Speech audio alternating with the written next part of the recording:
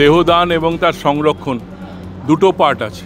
দেহদানের সঙ্গে যেটা জড়িয়ে আছে সেটা হচ্ছে মৃতদেহের শংসাপত্র, মানে ডেথ সার্টিফিকেট, তার সঙ্গে সচিত্র পরিচয়পত্র এবং অঙ্গীকারপত্র, এগুলো আমরা গ্রহণ করার পরে আমরা সেই দেহর সংরক্ষণের জন্য যে একটি বিশেষ তরল, বিশেষভাবে নির্মিত তরল, মানে ফ্লুইড, তাকে বলে এমবামিং ফ্লুইড, সেই এমবামিং ফ্লুইড দিয়ে আমরা শিরার মধ্যে সেটা প্রবেশ করিয়ে দিলে 1.5 থেকে 2 ঘন্টা সময় লাগবে এবং মৃতদেহটি সংরক্ষণের জন্য প্রস্তুত হবে। এই দান মহৎ দান নিষ্ঠার সঙ্গে, শ্রদ্ধার সঙ্গে, বিজ্ঞানের গবেষণার জন্য, ছাত্রছাত্রীদের পঠন পাঠনের জন্য এটা তারপরে তৈরি হবে।